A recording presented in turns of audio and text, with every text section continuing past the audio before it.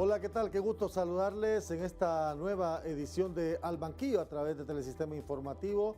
Es un gusto estar con ustedes y poder seguir dialogando sobre temas que son de interés y que ocupan la agenda mediática nacional e internacional. Hoy haremos un balance bastante complejo de lo que está pasando a nivel latinoamericano y cómo algunas situaciones políticos, sociales a nivel de América Latina deben ser un ejemplo para que en el país no cometamos algunos errores que podrían pasarnos factura, como ya nos ha venido aconteciendo desde hace varios años atrás, teniendo espejos en otros países, pero no poniendo atención y creyendo aquella utopía que Honduras es diferente, o aquella famosa frase que muchos hacen propia de que Honduras es diferente y que lo que pasa en Honduras no pasa en otras partes del mundo. Hoy dialogamos este tema y otros conexos con mi invitado. Pongo en pantalla el perfil de mi invitado en esta ocasión. Es el doctor Omar García, analista y consultor internacional en materia de gobernabilidad, democracia y transparencia. Y en este año 2003, desde mayo y junio, viene participando en conferencias presenciales en Guadalajara, México, en El Salvador, en Bogotá, Colombia, auspiciadas por el IHL de San Remo en Italia, relacionado con proyectos latinoamericanos en temas de seguridad, en democracia, que es un tema pendiente en Latinoamérica, y además en septiembre estuvo durante 15 días participando en un evento latinoamericano de gobernanza en defensa en Washington, D.C., auspiciado por el Centro de Estudios Estratégicos William J. Perry de Estados Unidos. El doctor Omar García conmigo aquí en el banquillo. Es un gusto volver a saludarlo y tener la ocasión de volver a dialogar. Muchas gracias, Aldo. Un saludo a tu directo público. Me siento honrado, Dios y patria para todos. Me encanta poder estar en tu programa. Hay temas que son sin duda alguna interesantes de que podamos dialogar. Yo todavía tengo el buen sabor en el sentido del ejercicio que se hizo recién en Argentina con este debate presidencial, aunque con muchas aristas, porque ratifica lo que mucha gente ha venido diciendo, que los votantes en América Latina ya están cansados de la política tradicional y andan buscando otras cosas, más no partido, más no candidato, sino simplemente buscar quién representa la posible solución a sus problemas. Bueno, Argentina es un caso muy interesante, ¿no?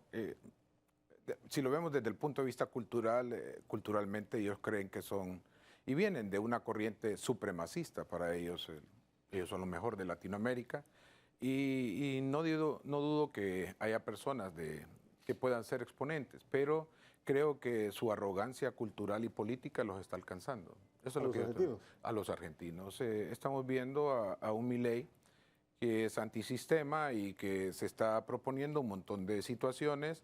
Él se autodenomina libertario, no obstante, yo he presentado en ancho y largo de los países donde he estado mi propuesta acerca de estudios de que el nacionalsocialismo de Alemania de 1930 hasta 36 está llegando por fin a América y se está implementando. Y lo que yo estoy viendo más que todo es un movimiento nazi rojo y azul. Y le he puesto así rojo y azul porque el nazismo rojo equivale a lo que se conoce ahora como socialismo del siglo XXI. Y el nazismo azul es la propuesta de manejo de lo que está correspondiendo con esta propuesta que tiene el señor Milei, que no es nuevo. Ya hemos tenido movimientos acerca de eso en Perú, ¿verdad? Y hemos tenido movimientos también, creo, en Guatemala. Y también ha habido ciertas propuestas en México con respecto a este pensamiento. Lo que pasa es que es el pensamiento anárquico. Anárquico es una ideología, no es una posición, es una ideología. Entonces, si lo desmembramos la palabra a, que quiere decir no, no es, arquía, que quiere decir estructura, orden, entonces los anárquicos están en contra de ese orden. Entonces, por eso los anarquistas, cuando estaban en el siglo pasado armando revoluciones armadas con los izquierdistas, ganaban, pero inmediatamente los comunistas en el poder empezaban a seguirlos y matarlos. Por eso encontramos ahí a un Trotsky que es asesinado también allá en México, ¿no? Entonces, es un pensamiento anárquico, se ha encontrado, Michel Baler le tocó enfrentarlo en Chile, también el mismo Boric, siendo de izquierda, y también el señor Piñera, siendo de derecha, ¿verdad? Sí, lo que pasa es que Boric es una izquierda más progresista, menos radical. En ese sentido, es que hay de izquierda a izquierda. Es un error estar diciendo de que la izquierda es una sola. Esa es una posición ultraderechista que yo le llamo más bien ciega, porque Sí, hay varias... izquierdas, Por ejemplo, uno no puede comparar a Ortega de Nicaragua con Boric de Chile. Para nada. O el caso de Mujica, años luz. Sí, por ejemplo, eso. O no puedo comparar a Peña de Paraguay, por ejemplo, con Bukele, hablando de derecha, ¿va? Porque él es de derecha. Entonces, hay situaciones en las cuales tenemos que estarlas ubicando. En Latinoamérica, entonces, pienso yo que este fenómeno, este outsider, ya habíamos visto en Argentina una Evita Perón que logró atraer con su esposo Perón también y fundaron el Partido Peronista ciertas ideologías del nazismo. Por eso es que Argentina... Mucho respaldo popular. Sí, y por eso es que, correcto, porque empieza a establecerse un cuestionamiento al status quo y la gente lo que quiere son soluciones. Por ejemplo, cuando llegó en Alemania el crecimiento del nazismo, en Alemania estaba muy mal, una inflación de 3 dígitos que cambiaba de la mañana a mediodía, ni siquiera en la tarde. Entonces los niños hasta jugaban con las maquetas de dinero que no valía nada en un día. Y vemos como la propuesta de poder establecerse situaciones donde nazismo y comunismo extremo tienen cosas muy parecidas, tienen principios básicos. Por ejemplo, ambos creen de que el partido es lo más alto que debe de respetarse. Número 2, el líder es intocable y su familia es intocable, tanto en el nazismo como también en lo que es el comunismo, donde se establece la militarización como parte básica de una sociedad, donde el Estado es el que manda y el mercado obedece, donde el Estado establece quién va a estudiar qué y a razón de qué, y va a decir quiénes van a quedar en la estructura. Todos esos son pensamientos nazis. El nacionalsocialismo, su nombre así lo dice, nazi. Lo que pasa es que no ha venido a nosotros en el estudio, tal vez nos ha venido en Hollywood, en el sentido de con la esvástica y ese tipo de cosas, pero es una ideología. Y esa ideología ha cambiado en forma muy interesante y está entrando a Latinoamérica. Por eso en Latinoamérica encontramos países de izquierda y de derecha, que los de izquierda pues quitan los de derecha y viceversa, pero siempre hay movimientos sociales que están en contra, entonces, y les dicen, ustedes nos han engañado, ustedes no están siendo la solución. Entonces lo que vemos es una crisis de la izquierda y la derecha latinoamericana tratando de responder a las necesidades viejas que tiene la población latinoamericana. Y encontramos entonces unas propuestas, por ejemplo, ya que estamos hablando, en estas horas se acaba de fundar el movimiento por segunda vez en un gran foro en Buenos Aires de libertad y democracia, donde está auspiciado por grandes personalidades, expresidentes y presidentes de derecha, y están convocando a que se les puedan unir como una propuesta para conforme a lo que es Sao Paulo, el foro de Sao Paulo, por ejemplo, ¿verdad? Donde están copiando todo, porque en Sao Paulo no hay que engañarse. Ahí hay una propuesta donde dicen todos los países vamos a ir a esto, cada quien va a hacer esto y vamos a hacer esto. Es todo una agenda muy interesante, copiada al carbón. Solo que cada quien desde su óptica. Correcto, pero entonces ahora la ultraderecha también está reaccionando. Y ojo, es muy importante que el pueblo hondureño entienda, la ultraderecha es antidemocrática y la ultraizquierda es antidemocrática. No se engañen, porque yo he estado escuchando gente que dice, que estos comunistas, que estos ñángaras y todo, pero estoy viendo un partido ultraderechista que arruinó todo el Estado y se quedan callados. Ojo, ¿verdad? Entonces tenemos que aprender entonces cuál es, no el balance, sino la respuesta idónea a lo que el país necesita. Vengo yo y miro a Milei y entonces él es bien interesante, ¿verdad? Es un formato que si uno le empieza a desmembrar todo lo que hace, está en todos los vacíos que no ha llenado ni la cultura, ni la empresa privada, ni los partidos políticos. Sí, he estado analizando también a Milei y es un fenómeno diferente en materia política. Pero es una autopropuesta y él entonces... Y reciente, ¿verdad? Porque Milei aparece en la escena política que 3, 4 años. Y él agarra cada vez más a los que están marginados. Sí. Entonces resulta que si vos sos de ultraderecha o ultraizquierda, pero yo soy de ultraderecha y vos sos de ultraizquierda, yo no te margino, te margino, pero esos marginamientos son de cientos de miles de personas. Pero en la historia electoral resulta que se cambian las cosas. Vengo yo de izquierda, de derecha y pierdo. Y tú asciendes y llegas al poder y dices, no, Omar no, porque Omar era de derecha. Pero yo me vengo a unir a esos cientos de miles que no tienen trabajo y no tienen comida. Entonces, ¿qué tenemos? Tenemos a dos grupitos en el poder, ultraderecha y ultraizquierda, manejando todo el dinero, ¿verdad? Uno robando con la mano izquierda y otro robando con la mano derecha, porque eso es lo que pasa.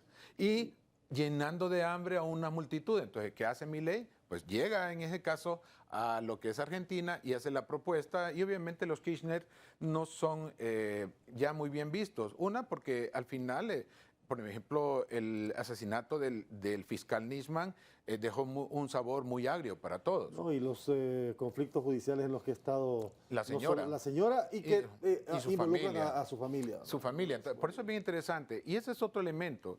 Se está utilizando en nombre de la democracia el ascenso al poder familiar. Entonces, eso es un error porque nosotros, en el caso de Latinoamérica, somos republicanos. No existe ninguna monarquía, de presencia monarquía, salvo los países que son miembros del Commonwealth, que antes eran excolonias británicas y que deben de aceptar la autoridad, en este caso hoy, del rey de Inglaterra. Pero eso es monarquía, entonces ahí hay que, ni modo, tiene que hacerlo. Pero en la república no, porque en la república se supone que debería de haber ascenso al poder y es absurdo. Y el caso de los Kirchner, uno lo empezó a ver cuando muere el presidente y ahora asume la señora. Entonces, yo le dije eso al argentino. Es que me parece inaudito. De millones que tienen de pobladores de Argentina, no pudieron hallar un candidato diferente a la familia del señor. Entonces, esa democracia ha fallado. Sí, porque se convierten los partidos en feudos. Claro, porque el partido es que... mira, lo que decía al principio, no se toca la familia, no se toca el candidato. Correcto. No, pero esos son principios nazis y también principios comunistas o ultra ortodoxos. O sea, eso no lo puedes hacer. Bueno, puedes hablar de la familia en China de Xi Jinping, por ejemplo. Sí. Él es un hombre, es el emperador, porque él va a estar hasta el poder hasta que muera. Entonces puede hacer que alguien del partido acelere y lo mate, solo así. De ahí va a estar viejito hasta que ahí, como que decimos, tenga que rendir cuentas ante Dios. En el caso de Corea del Norte, igual. En el caso de África, porque África casi no lo hemos estudiado, pero ha sucedido lo mismo también con ciertos líderes de partidos que se llaman cobijados como república y que también en la democracia y que ascienden al poder, pero jalonean toda su familia y entonces la familia asume. No, las repúblicas no pueden manejarse así, porque entonces tenemos que verlo así, señores que estamos en Latinoamérica. El Estado está sobre el gobierno. Y el gobierno está sobre el partido y el partido está sobre los clanes familiares. Pero en Latinoamérica estamos viendo una vuelta. Las familias están quedando sobre los partidos, el partido sobre el gobierno y el gobierno sobre el Estado. Sí. Y por eso estamos teniendo problemas de institucionalidad y estamos encontrando gente cínica que está en la ultraderecha, diciéndole a los de izquierda, ustedes están quedando, ustedes con tu familia, pero ellos hacían lo mismo y nos robaban. Entonces la gente tiene mucha razón cuando está diciendo lo que he visto en Caracas, en Bogotá, en Lima, en Santiago, y lo miré aquí en Tegucigalpa, en la colonia de San Francisco, en un enorme rótulo, no se me olvida, y yo quedé, llegaron hasta aquí, ¿cómo llegó este movimiento hasta acá? Dice, no soy de izquierda ni de derecha, estoy abajo y quiero estar arriba. Mira, ese es un pensamiento que está dándose muy fuertemente en toda Latinoamérica, y es más, pensaría que tanto el grupo de Libertad y Democracia recién conformado de presidentes derechistas, ¿verdad? Y también ilustrados, porque tengo que ver así. En Sao Paulo hay izquierda ilustrada también. El problema es cuando no son ilustrados, porque cometen cosas realmente ridículas. Pero cuando hay gente que sí ha estudiado y entiende todo esto, hay que verlo. Y fíjate que ambos grupos están estudiando por qué es que Latinoamérica está saliendo de un solo con unas propuestas de orden autoritario. ¿Verdad? Es que prefieren renunciar a sus derechos que dice la Carta Democrática de la OEA, por ejemplo, y que mejor dicen, bueno, mejor los derechos y respeto a uno de ser humano que se pierdan, pero con tal de que yo esté bien, quiero tener pan en mi casa, quiero tener seguridad. Y entonces vengo yo y aplico mano dura. Sí. Pero el problema de esto es que, y no sé, tendría que hablar de otros países, pero históricamente donde han habido dictaduras fuertes, siempre logran controlar el crimen. Es que es fácil. Sí, lo difícil es hacerlo en democracia. Sí, por la mano dura. Vamos a seguir hablando de este tema. Voy a ir a la primera pausa, pero regresamos en breve con más junto al doctor Omar García aquí en Al Banquillo. De regreso al Banquillo a través de Telesistema Informativo junto a mi invitado hoy, el doctor Omar García. Este caso latinoamericano es bien interesante porque estamos viendo situaciones que hasta hace unos años eran de repente ilusorias pensarlas, pero nos ha llegado incluso a Centroamérica. Estamos viendo casos bien complejos en Centroamérica. Mira lo que está pasando en Guatemala. Hay una nebulosa sobre Arévalo en el sentido de su transición ha sido bien brusca y todavía no se sabe qué va a pasar con este Ministerio Público afectando a Arévalo. Nayib Bukele sin oposición política. Sí, él se va a reelegir. La oposición política de Nayib Bukele es mínima. No la encuentra usted por ningún lado. Por la mediocridad de la izquierda y la derecha que estaba considerada en esos 3 partidos históricos. Se ha llevado como 7 partidos de un solo. Sí. Un Daniel Ortega que prácticamente es un rey. El dictador. Es un monarca dictador en Nicaragua y nadie lo mueve de ahí. Y ahora tenés a Rodrigo Chávez en Costa Rica, que la última encuesta que se hace en Costa Rica, encuesta ciudadana, el sentimiento del costarricense de decir, anhelo lo que tenía antes. Y estoy a punto de perderlo. Bueno, y está todavía en Panamá, también hay situaciones, ¿no? Entonces, sí, yo estaba dando una conferencia en Washington a inicios de este año, porque me pidieron cómo es que miraba Centroamérica desde el punto de vista político, social, económico y hasta militar, ¿verdad? En el Colegio Interamericano de Defensa. Y yo lo que manifestaba en mis estudios es que hay una tendencia a 2 cosas. A militarización de la sociedad, todos están yendo a eso, y también a lo que es la renuncia de derechos civiles y democráticos en función de ejercer mano dura para tener una estabilidad en la parte de seguridad. Entonces renuncias libertad para tener seguridad. ¿Verdad? Entonces estoy viendo eso en Centroamérica y podríamos decir que lo que está sucediendo en la hermana República de El Salvador no era nuevo, era crónica de una muerte anunciada. El fracaso de la derecha, de la izquierda, la forma en que la gente seguía y ver a criminales tomándose las calles y llegando a las casas, sacando a las niñas y todas las historias que hemos escuchado, tremendas realmente. O vemos el caso de Guatemala que nunca hicieron una institucionalización. Ahí sí hay tengo entendido que la Cosa Nostra está operando en Guatemala, según lo que me dijeron unos jueces. O sea, estás hablando de la mafia, y la mafia es crimen organizado.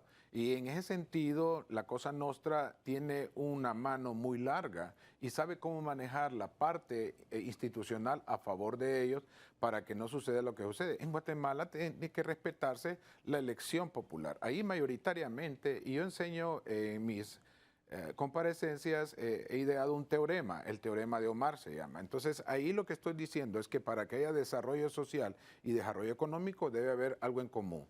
Es democracia creíble y funcional. Democracia creíble y funcional tiene 2 aspectos. Creíble, que quede la persona por la cual más se votó y eso es todo, no debe haber duda. Sí. Y funcional, que disminuya a los pobres. Pero lo que no está sucediendo son ambas cosas en todos los países que estamos siendo afectados por este pensamiento. Que garantice la credibilidad. Para nada. Tú, por ejemplo, aquí en el caso de Honduras, la gente se queda durmiendo porque dice que la pueden borrar. Y que la borran, o que no lo van a encontrar. Bueno, te dicen que vas a votar y entonces como eres hondureño, eres pícaro, no se puede confiar en ti, tienes que mancharte el dedo.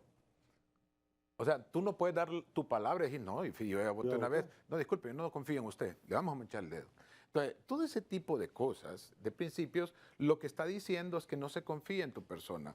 Y encontramos situaciones de gobiernos que son ilegítimos. El caso de Honduras, hemos tenido un montón de situaciones experimentadas, porque lo que estamos viviendo en Honduras es la suma de todo, de inexperiencias y experiencias, de malas decisiones y buenas decisiones de adrede, ambas. ambas. Previamente Planificadas para que quede así y nada cambie. O sea, cambiemos todo para que nada cambie. Entonces, tú empiezas a ver eso y por ello no tenemos resultados de que Centroamérica pueda ir creciendo como debería crecer si es la zona ístmica. Le decía también en Washington que Estados Unidos estaba perdiendo de vista la visión estratégica sobre Centroamérica que se tenía a principios de siglo y que sí la está teniendo China continental, por ejemplo. Por ejemplo, China continental tiene aproximadamente una oferta de casi 80 proyectos en toda la zona ísmica, desde México hasta Colombia. Y todas tienen que ver con propuestas interoceánicas, o sea, bioceánicas, que fue la visión norteamericana, pero los Estados Unidos solo se quedaron con el canal de Panamá. ¿Qué es lo que está visualizando China? Un tapón en el canal de Panamá, por vía climática, que es lo que estamos viendo ahorita, se está secando un lago ahí, o por una confrontación militar. Y entonces ahí van a funcionar todas las propuestas. Hay propuestas bioceánicas en México, hay propuestas bioceánicas en Guatemala, en Honduras, Salvador no, eso no es viable, en Nicaragua, en Costa Rica y hasta en Panamá y también, asómbrate, en Colombia, porque Colombia es la única nación bioceánica de Sudamérica, ¿verdad? La más cercana a Centroamérica, claro que abajo Argentina, allá en el Polo Sur, pues entonces ahí sí es bioceánico, pero es muy largo el trayecto. Entonces ellos están previendo eso, viendo estratégicamente. Y se me había olvidado decirte el comentario. En Argentina, China, le han cambiado el nombre a Argentina, ahora dicen Argentina. ¿Por qué? Porque los Kirchner entregaron territorio a China para poner una antena, dizque observar el espacio, pero de carambola resulta que puede vigilar todo el movimiento marítimo, aéreo y terrestre del sur-sur del planeta. Fue un accidente. Pero, entonces, ¿qué resulta? Al haberse hecho eso, no puede entrar en ese territorio. En ese territorio cedido, que es grandecito, no puede entrar ninguna fuerza argentina, militar, policial, judicial, federal, nadie. De esos accidentes adrede que cometen los políticos. Correcto, a eso es que estábamos dando. Y claro, nos dieron cuenta y ahora los mismos Estados Unidos, y nosotros podemos ver aquí a una senadora llamándole la atención al señor Anthony Blinken, diciéndole, usted me está diciendo que tenemos una base militar de observatorio tecnológico casi espacial en el hemisferio. Yes, man, le dice. ¿Cómo pudo haber sido eso? ¿Cómo pasóle? Pues él no supo cómo explicar y eso es cierto. Entonces, volviendo acá, el caso de China, qué bueno que podemos tener una búsqueda con ellos. Los Estados Unidos han tratado a Centroamérica como un patio trasero. Todos sabemos cómo es un patio trasero, ¿no? Bien bonito siempre es enfrente el jardín, hacemos algo en la casa, pero atrás empezamos a arrimar un montón de cosas. Yo puedo decir que yo soy uno de ellos que guardo varias cosas. Y perdieron de vista la importancia ísmica, que fue lo que miró Bolívar, que fue lo que miró Morazán, que fue lo que miró otras personas más y después lo miró los mismos presidentes de Estados Unidos cuando dijeron realmente este es un área que deberíamos de cuidar porque es estratégica.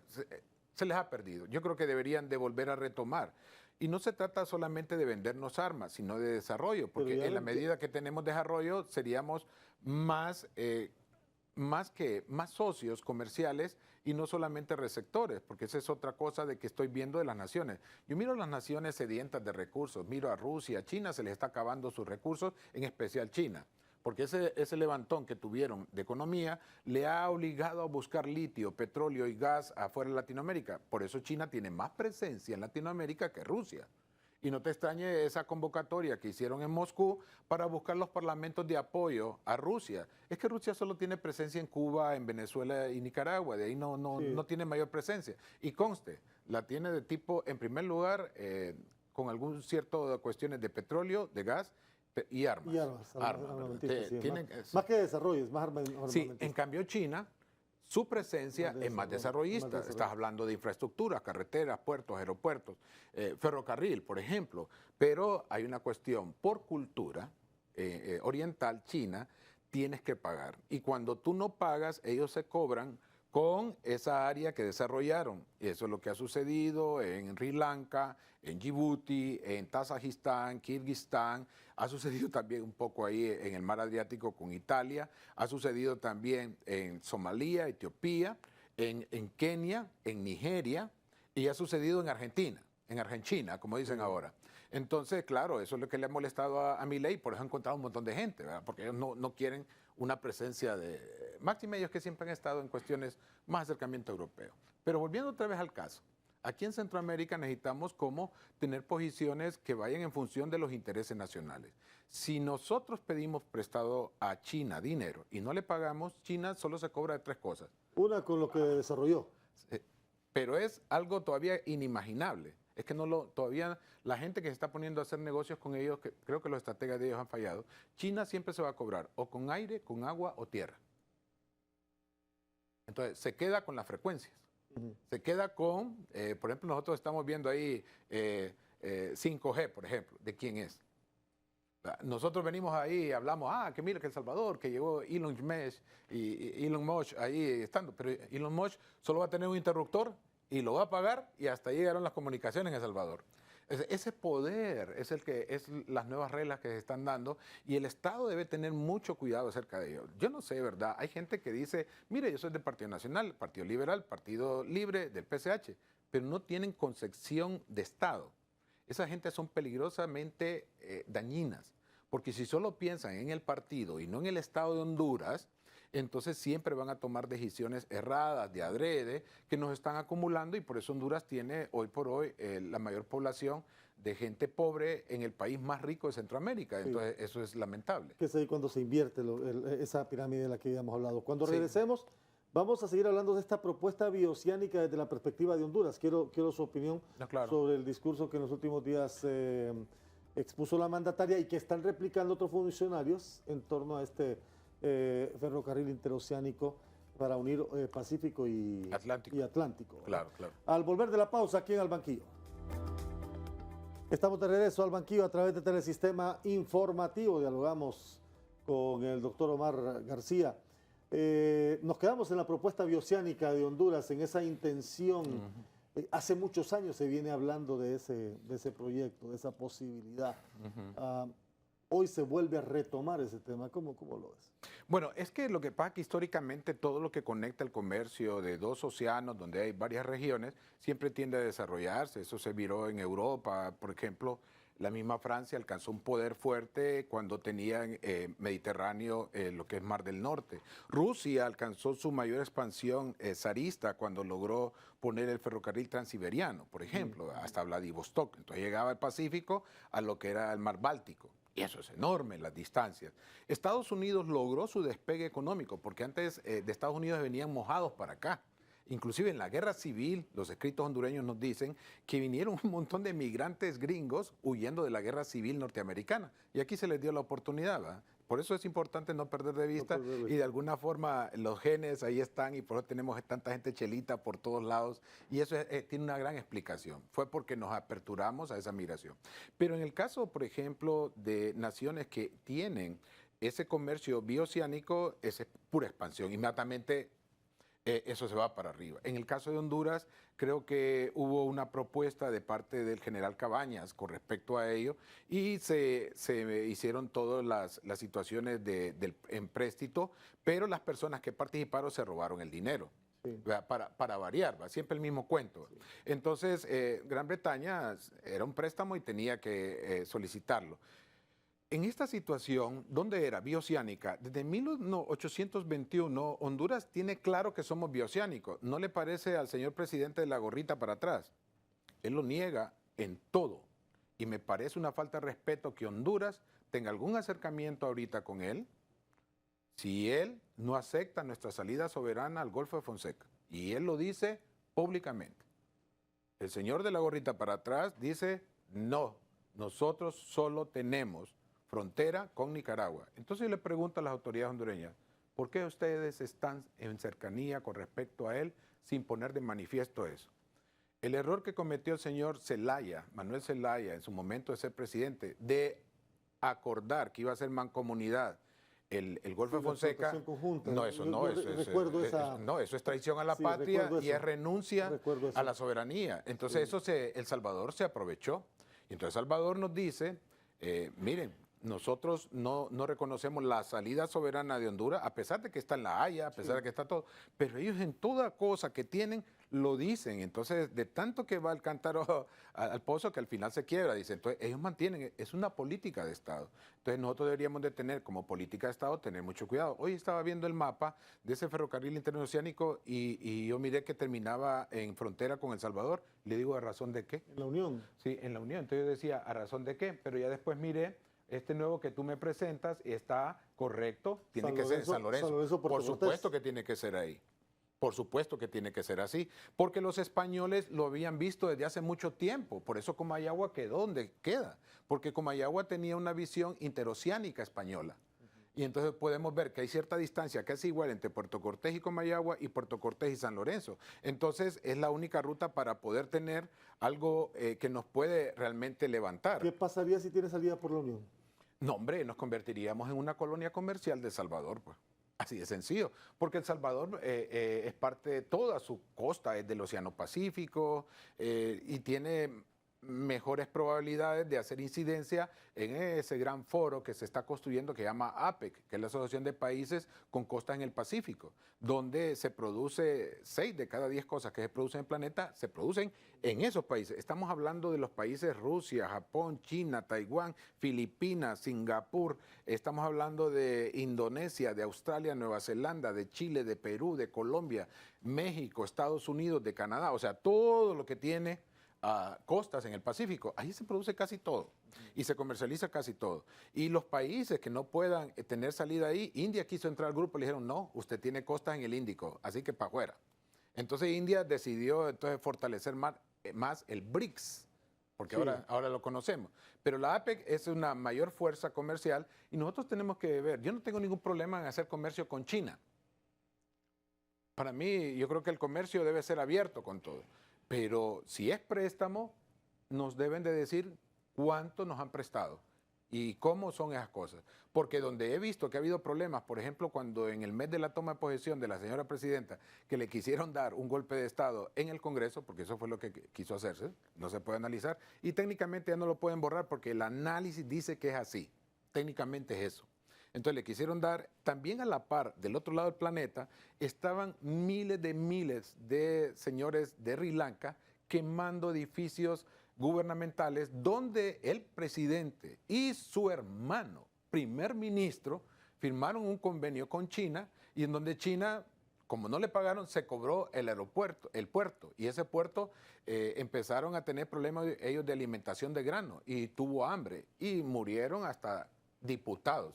Estamos hablando durante ese momento histórico, o sea, es una cuestión, y China dijo, pero es que no me pagan, así que yo tengo derecho a cobrarme con lo que pusieron ahí en depósito, pues en garantía. Entonces él se hace cargo de eso. No es una relación muy alejada de lo que pudiera pasar en un futuro cercano en Honduras. Es que lo que ha pasado, eso es lo que ha pasado con las potencias. ¿Cómo cree que ha quedado acá, por ejemplo, por qué Francia invadió México en su momento? Porque era una potencia y se cobró, porque no le quiso pagar Santana, ¿verdad? Si vemos Estados Unidos, ¿por qué le quitó a México varios estados?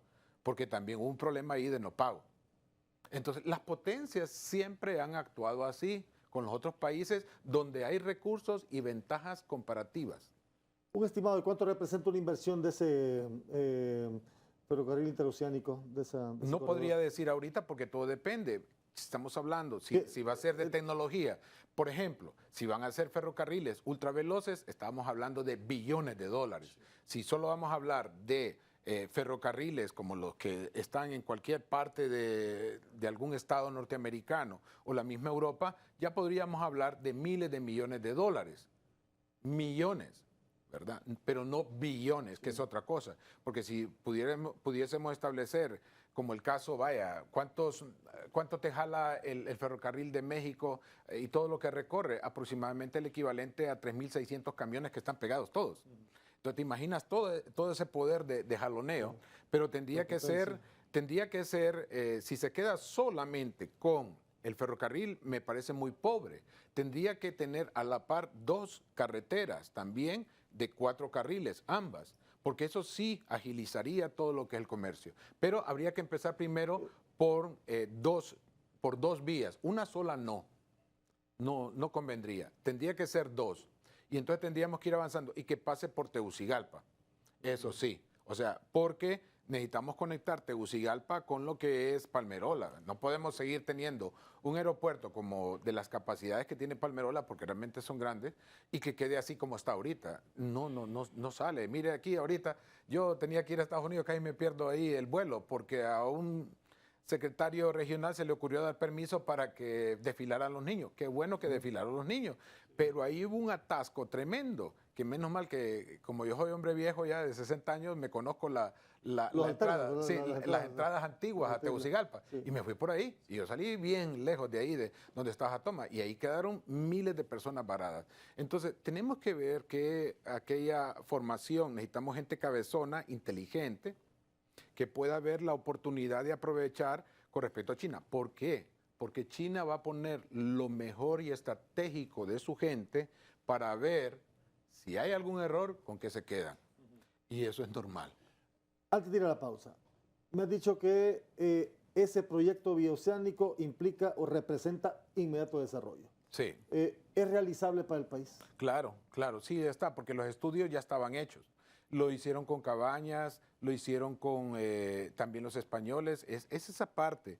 Pero curiosamente también debo de advertir, fíjense que desde Puerto Cortés hasta Inecán sucede algo. Esa es la ruta de los huracanes y es donde nos inundamos. Y es donde, y digo que sí puede desarrollarse porque si te fijas, el estado donde está ubicado, está en esa troza de terreno desde Puerto Cortés hasta San Lorenzo, el estado. ¿La empresa privada dónde está? Sí, en esa troza también. Está también las ONGs, está también otro tipo de desarrollo, hasta las mismas Fuerzas Armadas, y empiezas a ver dónde están. Entonces tú tienes dividido el país. Entonces tendrías que utilizar eso para ya después complementar con una carretera que así como creo que hay una estrategia que hay ahorita de caminos productivos que me parece muy buena, muy acertada. Tú empiezas a conectar todas las cabeceras departamentales con las cabeceras municipales fronterizas primero. Y tú conviertes un país, se te desarrolla rápidamente. ¿Cuál es el problema que tenemos? Con dolor pude ver hoy en las noticias a un alcalde de un municipio fronterizo de El Salvador apoyando a Bukele. Sí, pidiendo apoyo. Correcto, pero tiene razón, porque él tiene que velar por su gente. Hemos olvidado a esa gente. Y ¿sabes qué? Fíjate que El Salvador lo tiene bien claro. Cada vez que el señor de la gorrita para atrás termina algo y dice, no olvidemos a nuestros hermanos de los ex bolsones. Sí. Y no se preocupen, ustedes solo entren y salgan porque ahí no hay control fronterizo. Estratégico. Voy a la última pausa del programa y regresamos en breve aquí en Al Banquillo. De regreso al Banquillo, un interesante e ilustrativo diálogo sostenemos con el doctor Omar García. Cuando Honduras abre la puerta para relacionarse con China directamente, fue un escándalo del país, ¿verdad? Por aquello de que la relación con Taiwán, que era darle la espalda a Estados Unidos y que incluso desde algunos sectores de oposición se envió el mensaje de que la relación con China duraría, con la China continental, duraría el tiempo que Libre estuviese en el poder. ¿Será así de fácil?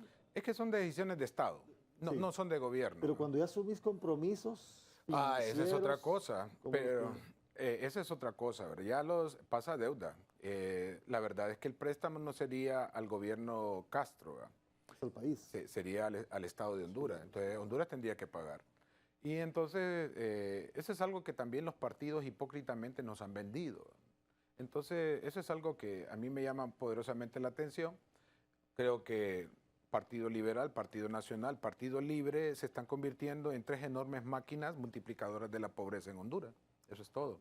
Entonces, ellos tres están jugando a lo que es la pobreza. No miro mayores cambios que, salvo algunas decisiones presidenciales que son tiradas y pateadas por otros que están más abajo en el poder. Y eso no es lo que no me parece, ¿verdad? Para mí, yo creo que, lastimosamente, debimos de haber tenido un gobierno realmente nacional, pero lamentablemente tenemos lo que tenemos, una oposición excesivamente virulenta y torpe, que no importa si eso es bueno para Honduras, se le oponen, porque son tontos, ellos nos robaron, piensan que van a volver, y no es cierto, no van a volver. pero vemos a un partido libre cometiendo los mismos errores y donde la gente está asociando que estos son igualitos. Entonces, tenemos que estar bien claros. Un país no se construye con mentiras, pero sí se destruye con mentiras.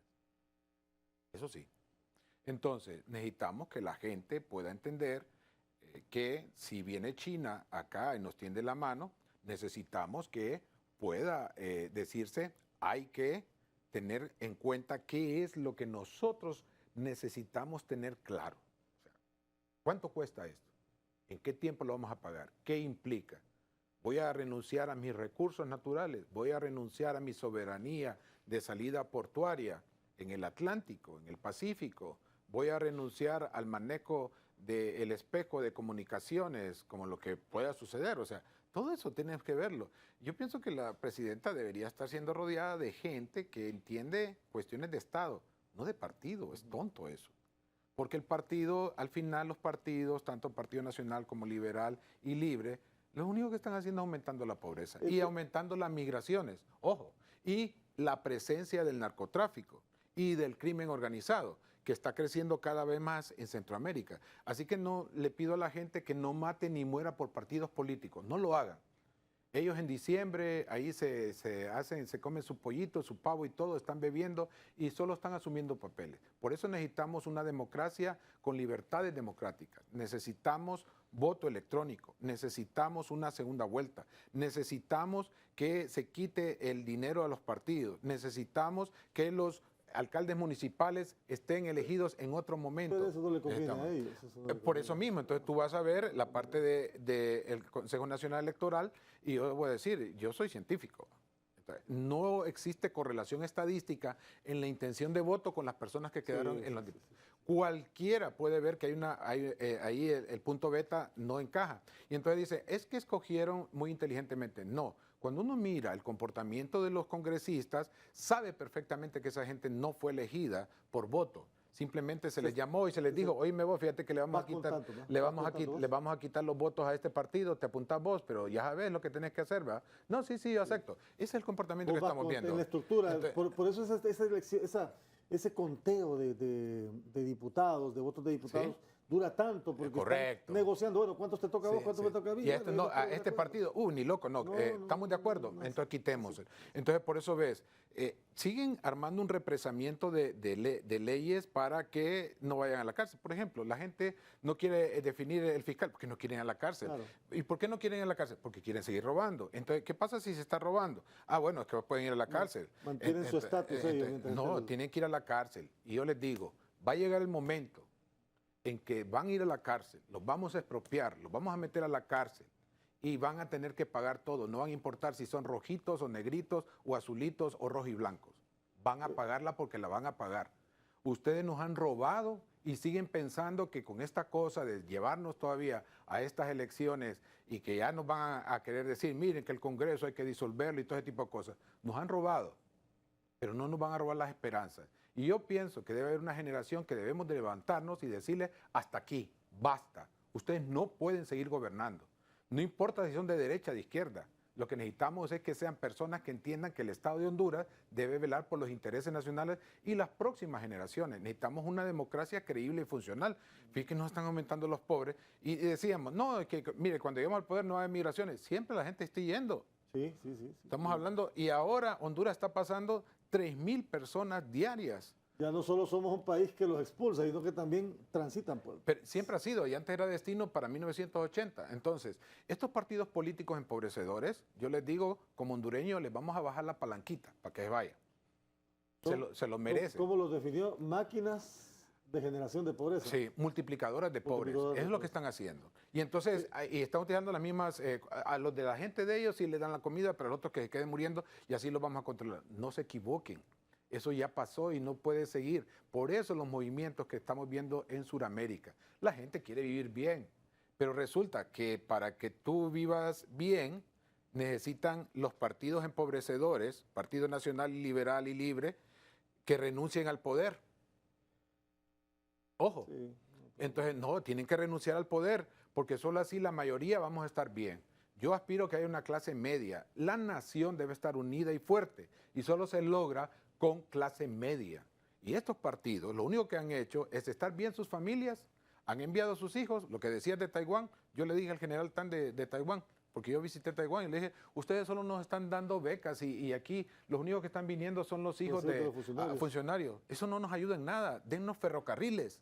Dennos enseñanza de cómo arreglar ferrocarriles. Ustedes desechan grandes cantidades de kilómetros de rieles que nosotros podríamos utilizar. Y me dijo, Omar, el problema es tu país, tus líderes. Si todos pensaran así, sería mejor, porque ahí está un alcalde que no dio cuenta sobre el Trans 450. Inclusive ahí lo tienen que visitó como invitado especial. Esas cosas avergüenzan.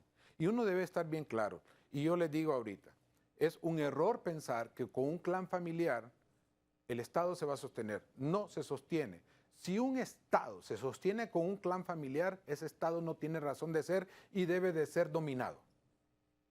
El argumento de ambos extremos del Libre es que la oposición no los deja gobernar. Y el argumento de la oposición es que el Libre no sabe gobernar. Sí, entonces... ¿Cómo encontrás un equilibrio al final?